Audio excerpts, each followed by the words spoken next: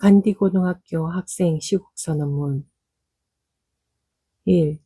윤석열 대통령의 비상계엄 선포는 헌법을 위반한 행위입니다. 범죄자 윤석열 대통령의 탄핵과 법적 처벌을 요구합니다.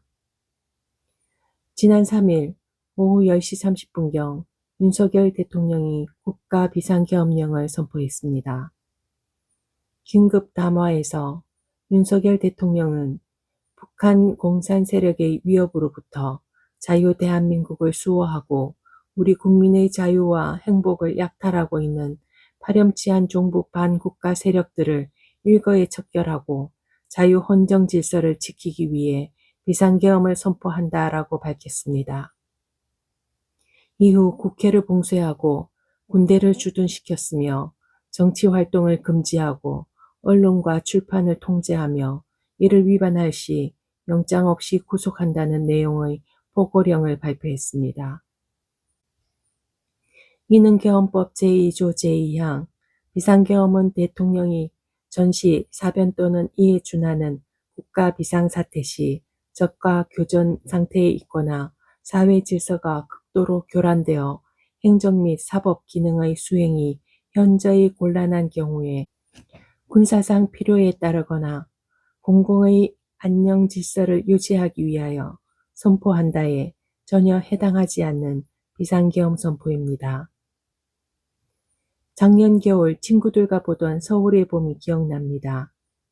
결말을 알면서도 희망을 품고 지켜보게 되었던 그 영화가 꿈에 나올까 잠을 못 이루던 밤이 무능한 대통령 때문에 다시 나라가 혼란스러워지지는 않을까 상상하던 날이 머지않아 진짜가 될 줄은 생각도 하지 못했습니다.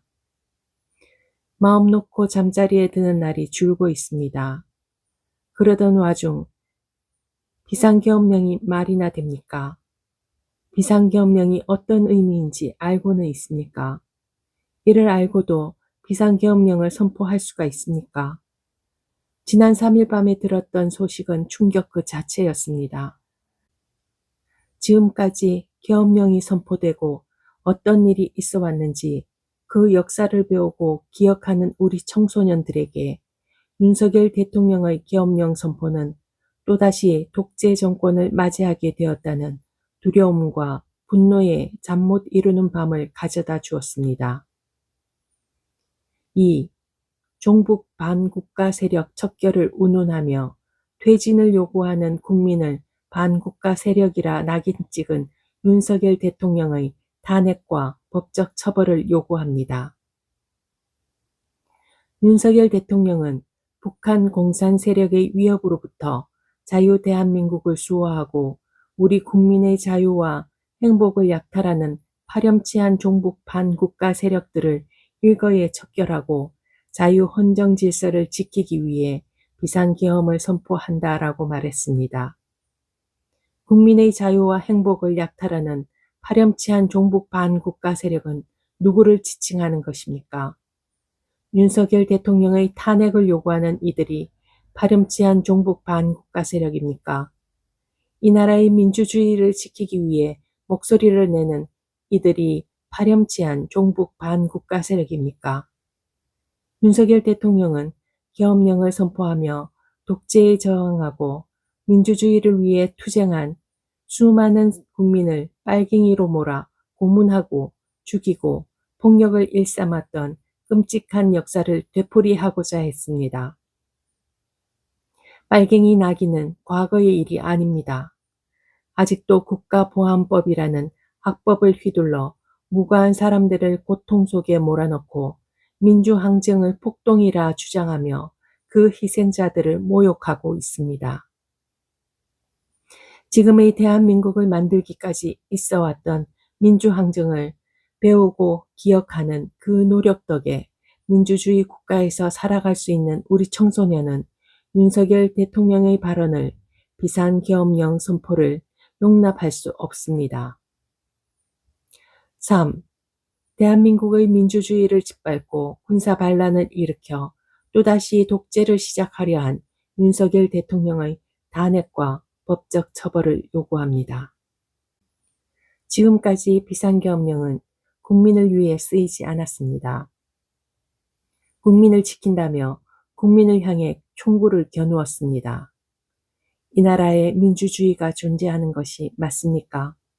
민주주의를 쟁취하기 위해 싸워야 하는 국가를 민주주의 국가라 칭합니까?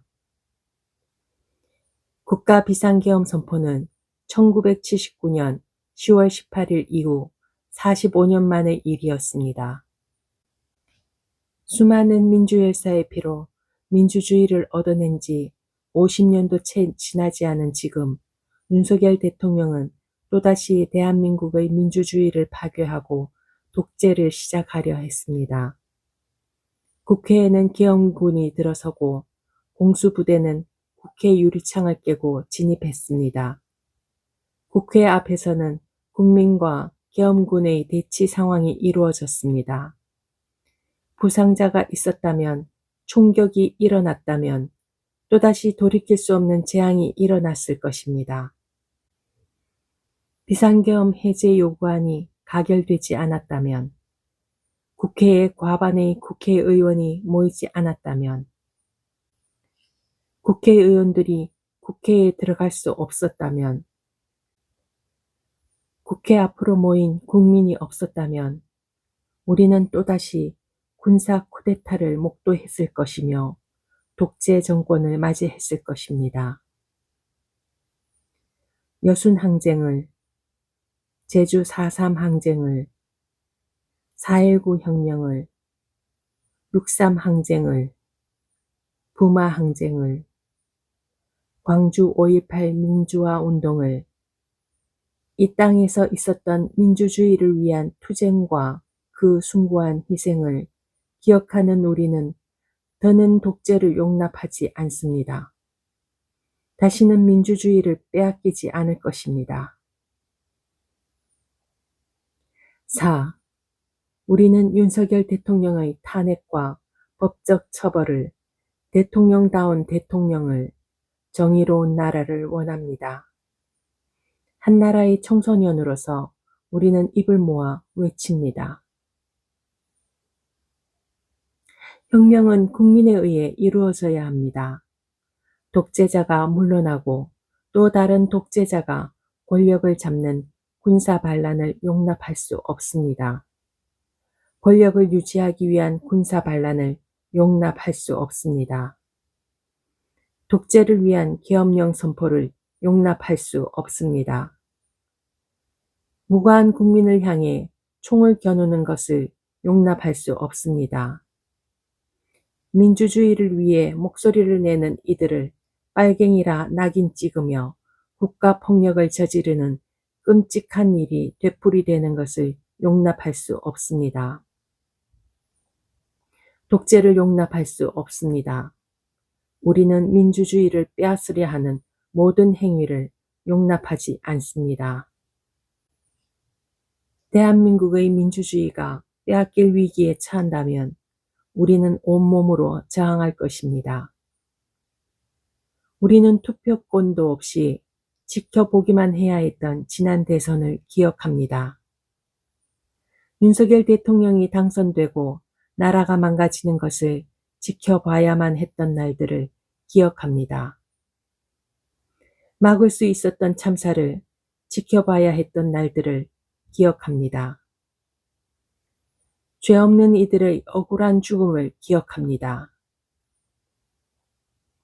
민생 경제가 파탄나고 피눈물을 흘리던 이들의 목소리를 기억합니다.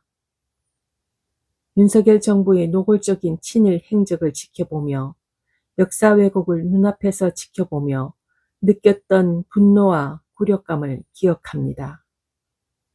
귀에도 없었던 선거로 우리의 미래가 어두워지는 것을 보며 느꼈던 무력감을 기억합니다. 이 기억들 속에서 우리는 한 나라의 대통령이라는 자리가 얼마나 중요한지 뼈저리게 깨달았습니다. 우리가 살아갈 세상이 변화하기를 바랍니다. 더 이상 이와 같은 일이 반복되지 않기를 바랍니다. 전쟁이 날까봐, 굶어 죽을까봐 걱정하는 나라를 원하지 않습니다.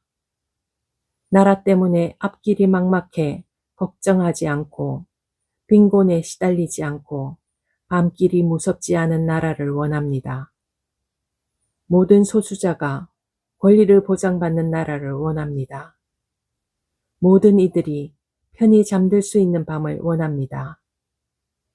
대통령다운 대통령을, 정의로운 나라를 원합니다. 마지막으로 호소합니다. 저희를 시작으로 하여 전국의 청소년과 중고등학생들이 시국선언에 동참하길 간곡히 호소합니다. 감사합니다. 2024년 12월 6일 간디 고등학교 학생 청소년 시국선언 참가자. 시 용산의 봄은 오지 않는다. 조현수. 이 시는 간디 고등학교의 조현수 학생이 박노해 시인의 오늘은 선거날이라는 시의 일부를 참고하여 쓴 시입니다. 용산의 봄은 오지 않는다. 서울의 봄을 너무 심취해서 본 건가? 술에 취한 건 아닐까? 거부권을 그렇게 많이 쓰더니 대통령 할 수 있는 거 다 해보고 싶나 보다. 민주주의 무서운 줄 모르고 손에 왕자 그리더니 그 오만함에 우리는 45년 전 악몽의 시대로 돌아갔다. 시민들은 혹독한 겨울 추위 떨림을 짓누르며 민주주의를 지켰다. 계엄군이 국회에서 후퇴할 때 이름 없는 한 계엄군이 떨리는 눈빛으로 사죄하며 지나갔다. 총구를 겨누는 쪽, 총구에 겨눠지는 쪽 모두 떨고 있었다. 계엄 해제 전 길고도 길었던 그 시간 동안 이 나라는 떨고 있었다. 민주주의는 떨고 있었다. 우리는 떨고 있었다. 비상계엄 선포 해제 발표. 대통령은 사죄하지 않았다. 그에겐 한치의 떨림도 없었다. 이제 누가 떨려야 할 차례인가? 더 이상 민주주의가, 더 이상 희망이, 더 이상 우리가 떨려선 안 된다. 촛불은 계속해서 꺼질 듯 떨리지만 꺼지지 않는다. 우리의 촛불이 꺼지지 않는 한 용산의 봄은 오지 않는다.